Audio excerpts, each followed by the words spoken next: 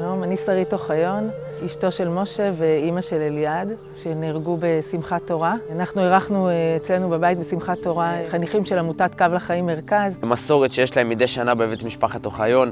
בעצם ברגע שהתחיל האירוע ואליעד ואבא שלו והאחים פרצו מקלטים לטובת התושבים. אחרי זה הם התקדמו ונכנסו בעצם לאזור שהיה בו מחבלים. הם הצליחו להוריד מחבל אחד. לצערנו, אליעד ומשה, אבא שלו, נרצחו.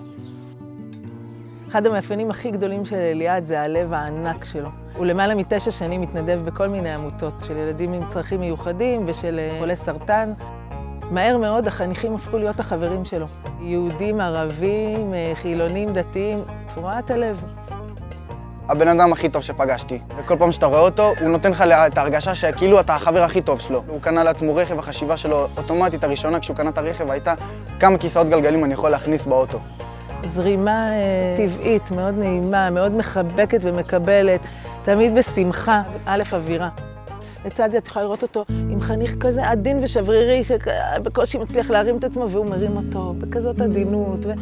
לא מפריע לו כלום, לא מגעיל אותו כלום, הוא יכול להחליף טיטולים, לנקות כאילו הכל, מה שצריך הוא פה, הוא עושה.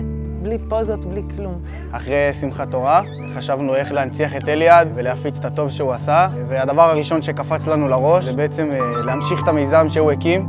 לפני למעלה משנתיים נפטר מסרטן, הוא חניך שהיה מאוד מאוד מאוד קשור אליו, ואליעד מחליט לבנות ספסלים ולקבוע אותם בכל מיני מקומות יפים בארץ שצופים על נופים מרהיבים.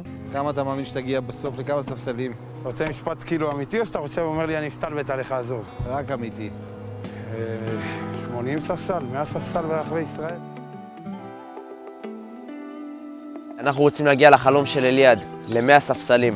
כשמישהו מגיע למקום מסוים, רואה ספסל השמחה, הוא קורא את השלט, סורק את הברקוד, אז הוא בעצם קורא על אליעד ואפילו נותן לו סוג של פוש כזה, להגיד וואלה, הוא היה טוב, הוא היה ככה, אני רוצה להיות כמוהו. לשבת, לנגן ולשמוח. להיטען, ואחר כך לצאת ולהמשיך לעשות טוב.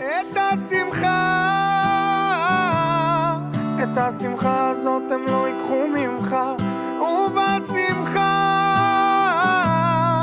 עם שורשים עמוק בנשמה. עבד כי ימלוך והוא שולט ביד רמה, מכרו לנו סיפור על ציונות ותקומה.